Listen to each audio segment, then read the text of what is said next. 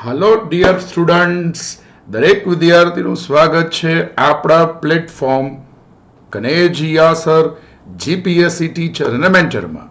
કેમ છો દરેક વિદ્યાર્થીઓ? એકદમ મજામાં ને? યસ. તો દરેક વિદ્યાર્થીનું સ્વાગત છે. તો વિદ્યાર્થીઓ જુઓ, આપણે સરસ મજાની પર્યાવરણની સિરીઝ ચાલુ છે આપણી યુટ્યુબ ચેનલ પર. આજે આ પર્યાવરણની સિરીઝનો 11મો ભાગ છે. યસ વિદ્યાર્થીઓ, આ પર્યાવરણની સિરીઝ આવનારી 2023-24ની તમામ કોમ્પિટિટિવ એક્ઝામ માટે મહત્વની થશે, નહીં કે ફક્ત ફોરેસ્ટ ગાર્ડ માટે. DYSO, STI, PSI, constable, double CE mains દરેક પરીક્ષા માટે આ એન્વાયરમેન્ટ મહત્વનો સબ્જેક્ટ છે. અને હા, ખાસ કરીને ફોરેસ્ટ ગાર્ડ માટે તો મહત્વનો છે જ. બસ તો એનો આજે 11મો ભાગ જોવા જઈ રહ્યા છીએ. આના પહેલા ટોટલ 10 ભાગ પબ્લિશ થઈ ગયા છે, અપલોડ થઈ ગયા છે. તો એ આગળના 10 ભાગ જો કોઈ વિદ્યાર્થીને જોવાના બાકી હોય તો નીચે ડિસ્ક્રિપ્શનમાં પ્લેલિસ્ટ આપેલું છે, એની મદદથી તમે આગળના 10 ભાગ પણ જોઈ શકશો. ચલો તો વિદ્યાર્થીઓ, આપણે 11મા ભાગમાં આગળ વધી જઈએ છીએ. તો 11મા ભાગમાં આજે આપણે સરસ મજાના ક્વેશ્ચન્સ આન્સરની ચર્ચા કરીશું. ઘણા વિધાનવાળા પ્રશ્નો હશે, ઘણા વન લાઇનર પ્રશ્નો હશે, બધા મિક્સ બેગ સ્વરૂપે આપવામાં આવશે. ઓકે. અને હા, હજુ સુધી જો આપણી યુટ્યુબ ચેનલને સબસ્ક્રાઇબ ન કરી હોય તો ફટાફટ સબસ્ક્રાઇબ કરી શકો છો અને મિત્ર વર્તુળમાં શેર પણ કરી શકો છો. તો વિદ્યાર્થીઓ, તમારી નજર સામે સ્ક્રીન પર પ્રશ્ન આવી ગયો છે, જે સીપીસીબીના સંદર્ભમાં પ્રશ્ન છે. તમને બધાને ખ્યાલ જ હશે કે સીપીસીબી જે છે એક ભારતમાં પર્યાવરણની બહુ મહત્વની સંસ્થા છે, જેને આપણે સેન્ટ્રલ પોલ્યુશન કંટ્રોલ બોર્ડ કહીએ છીએ. તો એના સંદર્ભમાં નીચેનામાંથી કયું વિધાન સાચું છે? બરાબર. ચલો તો જુઓ, તમે મારી નજર સામે છે જ. પહેલું વિધાન છે સીપીસીબીનું વડું મથક મુંબઈ છે. બીજું વિધાન છે સીપીસીબીની સ્થાપના 1974માં થઈ છે. ચલો, આમાંથી કયું વિધાન સાચું છે વિચારવાનું સ્ટાર્ટ કરી લેશે દરેક વિદ્યાર્થી. આઈ હોપ સો બધા વિદ્યાર્થીઓ ફટાફટ વિચારવાનું સ્ટાર્ટ પણ કરી લીધું હશે. ચલો, પોતાની રીતે જવાબ વિચારી પણ લીધો. હાલો હવે જવાબ સમજવા માટે પ્રયત્ન કરીએ. તો જો સીપીસીબીનું વડું મથક મુંબઈ છે, ના, વાત ખોટી છે. સીપીસીબીનું વડું મથક મુંબઈ છે નહીં, એટલે પહેલું વિધાન ખોટું છે. અને હા, સીપીસીબી એટલે કે સેન્ટ્રલ પોલ્યુશન કંટ્રોલ બોર્ડની સ્થાપના 1974માં થઈ છે, એ વાત 100% સાચી છે. એટલે અહીંયા ફક્ત બીજું વિધાન જ સાચું છે. એનો મતલબ તમારો આન્સર જે છે એ બી આન્સર આવશે. ઓકે, ચલો તો બધાને કોન્ફિડન્સ આવી ગયો હશે કે આનો આન્સર બી આવશે. થોડું વિગતે સમજી લઈએ વિદ્યાર્થીઓ, તો તૈયાર થઈ જાઓ. તો તમને બધાને ખ્યાલ છે સીપીસીબી એટલે central pollution control board. Yes, તો પરીક્ષામાં તમને આનું ફૂલ ફોર્મ પણ પૂછાઈ શકે, તો ફૂલ ફોર્મ પણ બધાને આવડશે મને વિશ્વાસ છે. Central pollution control board. Yes વિદ્યાર્થીઓ, સેન્ટ્રલ પોલ્યુશન કંટ્રોલ બોર્ડ. બીજો તમને પ્રશ્ન, અને ગુજરાતી કરવું હોય તો આવું થાય, કેન્દ્રીય પ્રદૂષણ નિયંત્રણ બોર્ડ. કેન્દ્રીય પ્રદૂષણ નિયંત્રણ બોર્ડ. બીજો પ્રશ્ન એ પૂછાય કે આનું વડું મથક ક્યાં છે? તો સ્વાભાવિકપણે આ સેન્ટ્રલ વર્ડ છે એટલે એના નામ ઉપરથી તમે આમ ક્લિક કરી શકો કે નવી દિલ્હી ખાતે આનું વડું મથક હોવાની સંભાવના પૂરેપૂરી છે. એટલે આનો જવાબ ન્યૂ દિલ્હી આવે છે. તો ન્યૂ દિલ્હી ખાતે આનું વડું મથક છે. તો ન્યૂ દિલ્હી તમારો જવાબ આવશે. હવે આ સીપીસીબી નામની જે સંસ્થા છે, સેન્ટ્રલ પોલ્યુશન કંટ્રોલ બોર્ડ નામની સંસ્થા છે, એની સ્થાપના વિદ્યાર્થીઓ કયા વર્ષમાં થઈ છે? તો તમને બધાને ક્લિયર હોવું જોઈએ, યાદ જ હોવું જોઈએ, 1974માં. અને હા, આવી અગત્યની પર્યાવરણની સંસ્થા હોય તો સ્વાભાવિકપણે કોઈ અગત્યના કાયદા અંતર્ગત જ એની સ્થાપના થઈ હોય. તો પરીક્ષામાં આવો પણ પ્રશ્ન પૂછાઈ શકે કે સીપીસીબીની સ્થાપના કયા કાયદા અંતર્ગત થઈ છે? તો તમારો જવાબ આવશે વોટર એક્ટ 1974 અંતર્ગત. પાણીનો કાયદો જે 1974માં અસ્તિત્વમાં આવ્યો હતો, એ જ કાયદા અંતર્ગત 1974માં જ સેન્ટ્રલ પોલ્યુશન કંટ્રોલ બોર્ડની સ્થાપના થઈ છે. તો આવી થોડી માહિતી ખબર હોવી જોઈએ. અને આ યાદ રાખજો, આ ભારત સરકારના અન્ય અગત્યની સંસ્થા છે. મતલબ ભારત સરકારના પર્યાવરણીય મંત્રાલય અંતર્ગત આ સંસ્થા આવે છે. ભારત સરકારનું પર્યાવરણ મંત્રાલય, જેને આપણે MOEFNCC કહીએ છીએ, ministry of environment and forest and climate change કહીએ છીએ. I hope so clear. Okay, ચલો સેકન્ડ ક્વેશ્ચન તમારી સ્ક્રીન પર આવવા જઈ રહ્યો છે. આ તો બહુ જ સરળ ક્વેશ્ચન છે વિદ્યાર્થીઓ, કે આપણે વનસ્પતિનો અભ્યાસ કરવો હોય અને સ્વાભાવિકપણે ફોરેસ્ટ ગાર્ડની પરીક્ષામાં વનસ્પતિના અભ્યાસવાળી શાખા પણ બહુ મહત્વની છે, એના ઉપર પણ આપણે ધીરે ધીરે ધ્યાન આપીશું. તો વનસ્પતિનો અભ્યાસ કરવા માટેની જે વિજ્ઞાનની બ્રાન્ચ છે એને શું કહેવાય? ઝૂઓલોજી. ના, એ તો પ્રાણી વિજ્ઞાન છે. એ તો પ્રાણી વિજ્ઞાન છે એટલે ઝૂઓલોજી તો ના જ આવે. ઓન્કોલોજી ના આવે? ના આવે. એ તો કેન્સરનું વિજ્ઞાન છે એટલે એ પણ ના આવે. Okay, yes. તો પછી બાકી બચેલો બોટની તમારો આન્સર છે એટલે આનો આન્સર સી થશે. ઓકે, તો ચલો, તો બધાને યાદ રહી ગયું. તો બોટની શબ્દ હંમેશા જે છે ને એ વનસ્પતિ વિજ્ઞાન સાથે જોડાયેલો છે. બોટનીનો મતલબ જ થાય વનસ્પતિ વિજ્ઞાન. વનસ્પતિ વિજ્ઞાન. અને હા, આ બોટની ઉપરથી તમને વિદ્યાર્થીઓ બોટનિકલ ગાર્ડન પણ યાદ આવતા હશે કે ભાઈ બોટનિકલ ગાર્ડન પણ બહુ સરસ મજાના આપણા ઇન્ડિયામાં છે. અને ઇન્ડિયામાં 4 બોટનિકલ ગાર્ડન બહુ જ ફેમસ છે. બોટનિકલ ગાર્ડન એટલે ગુજરાતીમાં આપણે કહીએ છીએ વનસ્પતિ ઉદ્યાન, જ્યાં ઘણી બધી ઔષધીય વનસ્પતિઓ રાખેલી હોય છે. અને વિદ્યાર્થીઓ, ઔષધીય વનસ્પતિઓ એટલે કે મેડિસિનલ પ્લાન્ટ્સ આપણા ફોરેસ્ટ ગાર્ડ માટેનો મોસ્ટ આઈએમપી ટોપિક છે. તો ઇન્ડિયામાં 4 જગ્યાએ બોટનિકલ ગાર્ડન ફેમસ છે. એક લખનૌમાં છે, એક કોલકાતામાં છે, યસ બિલકુલ, એક દક્ષિણ ભારતમાં એટલે કે સાઉથ ઇન્ડિયામાં ઉટી જે ફેમસ હિલ સ્ટેશન છે ત્યાં છે, અને એક ચોથો અગત્યનો બોટનિકલ ગાર્ડન આપણા ગુજરાતના જ ડાંગ જિલ્લામાં વઘઈ ખાતે છે. ઓકે, તો ચલો ક્લિયર. તો આ બોટની વર્ડ પણ બહુ મહત્વનો છે, ખાસ ધ્યાન રાખવું. ઓકે, ચલો, તો નેક્સ્ટ ક્વેશ્ચન તરફ આપણે આગળ વધી જઈએ છીએ, મૂવ ઓન કરીએ છીએ. ત્રીજો ક્વેશ્ચન તમારી નજર સામે આવી ગયો છે. ક્વેશ્ચન છે કે ઓઝોન સ્તરમાં જે ગાબડા પડવાની ઘટના બની રહી છે આંતરરાષ્ટ્રીય સ્તરે, અને આ ઓઝોન સ્તરમાં ગાબડા પડવાની ઘટના એક ગંભીર પર્યાવરણીય સમસ્યા તો છે જ. તો આને રોકવા માટે, આને કંટ્રોલિંગ માટે કયું અગત્યનું પર્યાવરણીય સંમેલન થયું છે? તો તમારો જવાબ વિચારવાનું સ્ટાર્ટ કરો. બોલો, સ્ટોકહોમ આવશે, મોન્ટ્રિયલ આવશે, રિયો ડી જેનેરો સંમેલન આવશે કે એક પણ નહીં? ચલો, બધા વિદ્યાર્થીઓ ફટાફટ વિચારશે. હાલો, વિચારી લીધું હશે. ચલો, આનો જવાબ ફિક્સ કરીએ. તો જુઓ, સ્ટોકહોમ સંમેલન ના આવે. એ તો સૌથી પહેલું પર્યાવરણીય સંમેલન છે. એમાં કોઈ પણ સંજોગોમાં ઓઝોન સ્તરમાં ગાબડા પડવાની ઘટના વિશેની કોઈ ચર્ચા કરવામાં આવી નહોતી એટલે એ તો ના જ આવે. અને આ રિયો ડી જેનેરો સંમેલન છે ને તો ક્લાઇમેટ ચેન્જ સાથે સંકળાયેલું છે, જળવાયુ પરિવર્તન સાથે સંકળાયેલું છે. જે બ્રાઝિલનું ફેમસ સિટી છે રિયો ડી જેનેરો, તે ક્લાઇમેટ ચેન્જ સાથે સંકળાયેલું સંમેલન છે. એટલા માટે આ તો નહીં જ આવે, રિયો ડી જેનેરો તો નહીં જ આવે. તો ફાઇનલી તમારો જે જવાબ બાકી બચે છે મોન્ટ્રિયલ, એટલે કે બી ઓપ્શન તમારો આન્સર રહેશે. એકચ્યુઅલમાં શું થયું તો જરા સમજવા માટે પ્રયત્ન કરીએ. તો જુઓ, ઓઝોન સ્તરમાં ગાબડા પડતા અટકાવવા માટે, ઓઝોન સ્તરમાં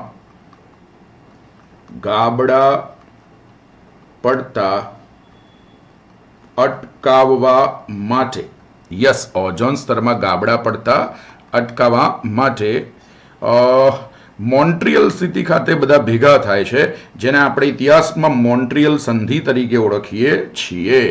અને એનું નામ છે મોન્ટ્રિયલ સંધિ. યસ, મોન્ટ્રિયલ સંધિ તરીકે ઓળખીએ છીએ. અને આ મોન્ટ્રિયલ સંધિ એક પર્યાવરણની બહુ મહત્વની સંધિ છે વિદ્યાર્થીઓ. અને એની ડેટ તો ઓર વધારે મહત્વની છે, એની તારીખ તો ઓર વધારે મહત્વની છે. તો મોન્ટ્રિયલ સંધિની વિદ્યાર્થીઓ તારીખ થશે 16 સપ્ટેમ્બર. હવે દરેક વિદ્યાર્થીને મગજમાં ક્લિક થતું હશે કે 16 સપ્ટેમ્બરનું રહસ્ય શું છે. તો 16 સપ્ટેમ્બર 1987ના દિવસે, 16 સપ્ટેમ્બર 1987ના દિવસે આ મોન્ટ્રિયલ સંધિ થાય છે, જે ઓઝોન સ્તરમાં ગાબડા પડતા અટકાવવા માટેની બહુ મહત્વની સંધિ છે. હવે આમાં પરીક્ષા લક્ષી યાદ રાખશો કે મોન્ટ્રિયલ, અહીંયા જે સિટી છે એનું નામ છે મોન્ટ્રિયલ છે. મોન્ટ્રિયલ જે સિટી છે અને જે પ્રોવિન્સમાં આવેલું છે, એ પ્રોવિન્સ એટલે કે પ્રાંત, એ પ્રાંતનું નામ છે ક્યુબેક. હા, ક્યુબેક. અને જે દેશમાં આવેલું છે એ દેશનું નામ છે કેનેડા. એનો મતલબ ક્લિયર કટ છે કે કેનેડાના મોન્ટ્રિયલ સિટીમાં સંધિ થઈ હતી. ચલો, ક્લિયર. અને આ સંધિ જે છે ખાસ કરીને ઓઝોન સ્તરમાં ગાબડા પડતા અટકાવવા માટેની મહત્વની સંધિ છે. એ 16 સપ્ટેમ્બરના દિવસે શું નિર્ણય લેવાયો તો તમને ક્યાંક ખબર જ હશે કે 16 સપ્ટેમ્બર 1987ના દિવસની મોન્ટ્રિયલ સંધિમાં એવો નિર્ણય લેવાયો કે ઓઝોન સ્તરના ગાબડા પડવા માટે, ઓઝોન સ્તરમાં ગાબડા પડવા માટે જે ક્લોરોફ્લોરોકાર્બન એટલે કે ફ્રિયોન વાયુ જવાબદાર છે એના વપરાશ પર પ્રતિબંધ મૂકવામાં આવશે. ચલો, ડન. તો આપણે એક સરસ મજાનું તમને યાદ રહી ગયું હશે. અને હા, આ 16 સપ્ટેમ્બર એટલા માટે બહુ મહત્વની તારીખ થઈ જાય છે, એટલા જ માટે દર વર્ષે જ્યારે 16 સપ્ટેમ્બર આવશે, હવે 16 સપ્ટેમ્બર આવવાની તૈયારીમાં જ છે. હવે ઓગસ્ટ મહિનો તો સ્ટાર્ટ થઈ ગયો અને સપ્ટેમ્બર મહિનામાં જ સપ્ટેમ્બર મહિના પહેલાં તો તમારી ફોરેસ્ટ ગાર્ડની પરીક્ષા આવવાની જ નથી. સપ્ટેમ્બર પણ હોઈ શકે, ઓક્ટોબર પણ હોઈ શકે છે, બરાબર, પણ બાકી સપ્ટેમ્બર પહેલાં તો તમારી કોઈ સંજોગોમાં ફોરેસ્ટ ગાર્ડની પરીક્ષા આવવાની નથી, કારણ કે સંપત્તિ પત્રક જે છે એ 7 ઓગસ્ટ સુધી તમારી જોડે ભરવામાં આવ્યા છે અને પછી ઘણી બધી સરકારી પ્રક્રિયામાંથી પસાર કરવાનું હોય એટલે સ્વાભાવિક પડે સપ્ટેમ્બર ઓક્ટોબર પહેલાં કોઈ સંજોગોમાં પરીક્ષા આવવાની નથી. એના પહેલાં કદાચ આ દિવસ આવી જાય 16 સપ્ટેમ્બર, એનો મતલબ શું, તમારી ફોરેસ્ટ ગાર્ડની પરીક્ષા પહેલાં, ડીવાયએસઓ પ્રિલિમ્સની પરીક્ષા પહેલાં, એસટીઆઈ પ્રિલિમ્સની પરીક્ષા પહેલાં આ 16 સપ્ટેમ્બરનો દિવસ તો આવી જ જશે. એનો મતલબ 16 સપ્ટેમ્બર પછી તમારા માટે મહત્વનો પરીક્ષાલક્ષી પ્રશ્ન બની જશે કરંટ અફેર્સને ધ્યાનમાં રાખીને. એટલા માટે યાદ રાખજો, દર વર્ષે 16 સપ્ટેમ્બરના દિવસને world ozone layer protection day, world ozone layer protection day તરીકે ઉજવવામાં આવે છે. Yes, world ozone layer protection day તરીકે દર વર્ષે 16 સપ્ટેમ્બરના દિવસને ઉજવવામાં આવે છે. આઈ હોપ સો હવે ક્લિયર થઈ ગયું હશે કે 16 સપ્ટેમ્બરના દિવસને જ કેમ નક્કી કર્યો હશે, કારણ કે આ જ દિવસે તો સંધિ થઈ હતી મોન્ટ્રિયલ સિટી ખાતે, એટલા માટે. ચલો, તો બધા વિદ્યાર્થીઓને આ કન્સેપ્ટ ક્લિયર થઈ ગયો હશે જ. ઓકે, ચલો, તો હવે આપણે નેક્સ્ટ ક્વેશ્ચન તરફ આગળ વધી શકાશે. ચોથો ક્વેશ્ચન સાવ સિમ્પલ છે. IUCN જે છે ને એક આંતરરાષ્ટ્રીય એનજીઓ છે પર્યાવરણને લગતી. એનું ફૂલ ફોર્મ થાય international union for conservation of nature, જે બહુ મહત્વની આંતરરાષ્ટ્રીય પર્યાવરણીય સંસ્થા છે, જે એનજીઓ છે. એનો ઓફિશિયલ લોગો કયો છે? તો તમારો જવાબ સી આવે? ના ભાઈ, સી નહીં આવે. હોર્નબિલ આવશે? ના, હોર્નબિલ નહીં આવે. જાયન્ટ પાંડા તમારો આન્સર રહેશે. ફાઇનલી તમારો આન્સર જાયન્ટ પાંડા રહેશે. એટલે જાયન્ટ પાંડા એક પ્રાણી છે જે આનો ઓફિશિયલ લોગો થાય છે. ટૂંકમાં પરીક્ષા લક્ષી યાદ અપાવી દઉં છું તમને બધી માહિતી. તો જો વિદ્યાર્થીઓ, તમને બધાને ખ્યાલ જ હોવું જોઈએ કે IUCN જે છે એનું ફૂલ ફોર્મ પહેલાં એક તો ખબર હોવું જોઈએ. તો ઇન્ટરનેશનલ, યસ બિલકુલ વિદ્યાર્થીઓ, international union for conservation of nature, conservation of nature, yes બિલકુલ વિદ્યાર્થીઓ. હવે વિદ્યાર્થીઓ આ એક એનજીઓ છે, ભાઈ, હા એનજીઓ છે, નોન ગવર્મેન્ટ ઓર્ગેનાઇઝેશન છે, બિન સરકારી સંગઠન છે અને એ પણ વિદ્યાર્થીઓ આંતરરાષ્ટ્રીય એનજીઓ છે. આંતરરાષ્ટ્રીય એનજીઓ છે અને ઘણા બધા દેશોમાં બ્રાન્ચીસ પણ આવેલી છે. આ IUCN પાછી ઓપરેટ થાય છે, એનું હેડક્વાર્ટર જે છે ને એ ગ્લેન્ડ સિટી છે, જે સ્વિટ્ઝરલેન્ડનું ગ્લેન્ડ સિટી છે. યસ, સ્વિટ્ઝરલેન્ડનું ગ્લેન્ડ સિટી છે, ત્યાંથી આ ઓપરેટ થાય છે, બરાબર ને. તો IUCN બહુ મહત્વની જૂનામાં જૂની પર્યાવરણની એનજીઓ છે એવું કહી શકાય, જે સ્વિટ્ઝરલેન્ડના ગ્લેન્ડ સિટીથી ઓપરેટ થાય છે. અને આનું બીજું તમારે ખાસ યાદ રાખવાનું છે કે આનો ઓફિશિયલ લોગો જે છે એ જાયન્ટ પાંડા છે. જાયન્ટ પાંડા એક પ્રાણી છે વિદ્યાર્થીઓ. તો એ જાયન્ટ પાંડા પ્રાણી છે, એ પ્રાણી આ સંસ્થાનો ઓફિશિયલ લોગો છે. તો આવો તમને ઓફિશિયલ લોગો પૂછાઈ શકાય છે. કેમ પૂછાઈ શકે? કારણ કે સૌથી મહત્વની આંતરરાષ્ટ્રીય પર્યાવરણની એનજીઓ હોવાના કારણે આપણને સ્વાભાવિકપણે આનું ફૂલ ફોર્મ, આનું હેડક્વાર્ટર, આનો ઓફિશિયલ લોગો આટલું ખબર હોવું જોઈએ. તો આટલી વસ્તુ પણ તમારા માટે મોસ્ટ IMP છે, આ વસ્તુ ધ્યાનમાં લેવી. આઈ હોપ સો બધાને ક્લિયર થઈ ગયું હશે. નેક્સ્ટ ક્વેશ્ચન તરફ આગળ વધી જઈએ છે. આજનો 5મો ક્વેશ્ચન છે એ તો બહુ સરળ છે. FAO છે. FAO એક સંસ્થા છે જેનું ફૂલ ફોર્મ થાય food and agriculture organisation of united nation.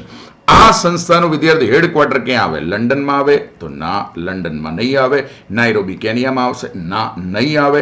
તો આનો ફાઇનલી જવાબ છે ઇટલીના રોમ સિટીમાં આવશે. ઇટાલીના રોમ સિટીમાં આવશે. એટલે આનો આન્સર જે છે સી આવશે. Okay, done. બીજું તમને FAO નું એક ફૂલ ફોર્મ ખ્યાલ હોવું જોઈએ. તો FAO નું ફૂલ ફોર્મ તમે લખી શકો છો food and agriculture. Food and agriculture organisation of united nation. અને હા, આ ક્લિયર કટ હોવું જોઈએ ખબર કે આ યુનાઇટેડ નેશન અંતર્ગત આવતી એક મહત્વની સંસ્થા છે, એટલે કે યુનાઇટેડ નેશનનો ભાગ છે. અને બીજું FAO માં એનું હેડક્વાર્ટર યાદ રાખવાનું. તો આનું હેડક્વાર્ટર વિદ્યાર્થી રોમ સિટી છે, ઇટાલીનું. ઓકે, આટલી બાબત ધ્યાનમાં લેવી. Okay, next question. આજનો આપણે અંતિમ ક્વેશ્ચન્સની ચર્ચા કરી લઈએ છીએ.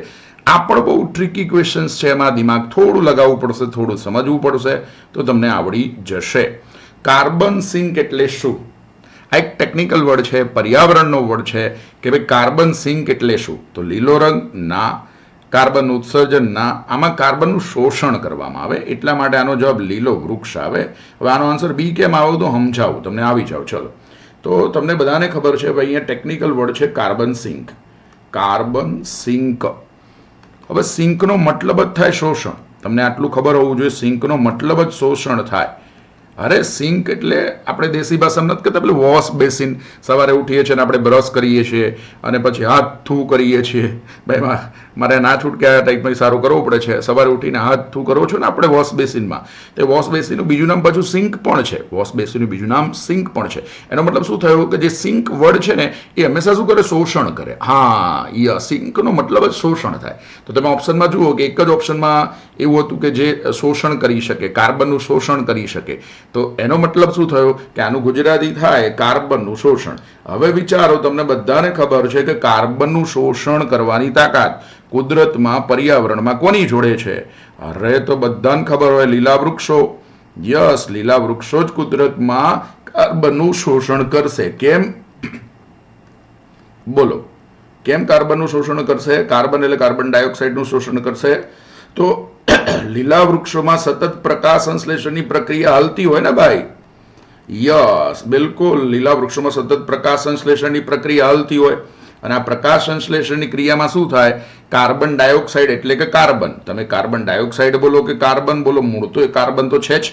તો આ પ્રકાશ સંશ્લેષણની ક્રિયામાં શું થાય કે કાર્બનનું સતત શોષણ થતું જાય. યસ, કાર્બનનું સતત શોષણ થતું જાય.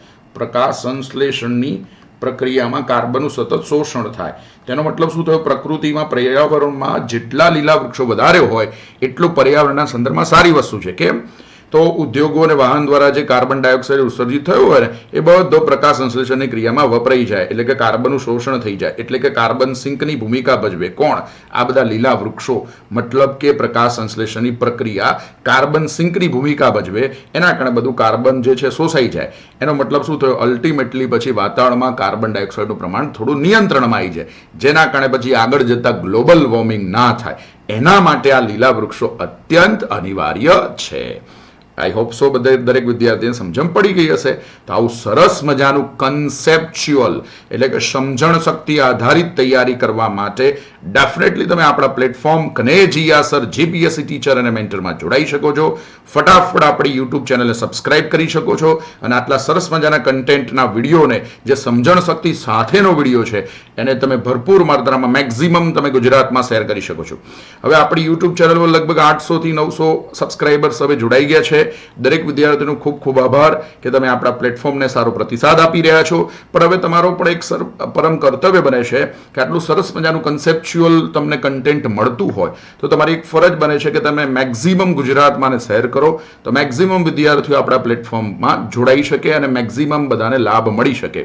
અને મેક્સિમમ વિદ્યાર્થીઓ જ્યારે જોડાય ત્યારે આપણને બેનિફિટ એ મળે કે દરેક વિદ્યાર્થીઓ એકબીજા સાથે હેલ્ધી સ્પર્ધા કરી શકે, તંદુરસ્ત સ્પર્ધા કરી શકે અને તંદુરસ્ત સ્પર્ધાને આધારે આપણે પોતાની જાતને આંકી શકીએ પરીક્ષા પહેલા કે આપણે વાકઈમાં કેટલા પ્રિપેર્ડ છીએ. કારણ કે ગુજરાતના 33 જિલ્લામાં દરેક વિદ્યાર્થીઓ તૈયારી કરતા હોય છે. તમે જ્યાં સુધી બીજા જિલ્લાના વિદ્યાર્થી સાથે સ્પર્ધા નહીં કરો ત્યાં સુધી તમને ખ્યાલ નહીં આવે કે આપણામાં શું ઉણપ છે, આપણે કેટલી ઇમ્પ્રુવમેન્ટની જરૂર છે. આ બધું જ પરીક્ષા પહેલા કરવું જરૂરી છે. એટલે મેક્સિમમ વિદ્યાર્થીઓ આપણા પ્લેટફોર્મ સાથે જોડાય એના માટે દરેક વિદ્યાર્થી આ વિડીયોને મેક્સિમમ શેરિંગ કરશે. ઠીક છે વિદ્યાર્થીઓ?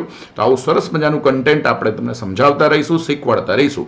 અને આપણી યુટ્યુબ ચેનલને સબસ્ક્રાઇબ કરી દેજો, આજના વિડીયોને લાઈક કરી દેજો. ઠીક છે? ચલો વિદ્યાર્થીઓ, ખૂબ ખૂબ આભાર. Thank you so much. ફરીથી મળીશું વધારે ઉર્જા સાથે, વધારે એનર્જી સાથે. Thank you.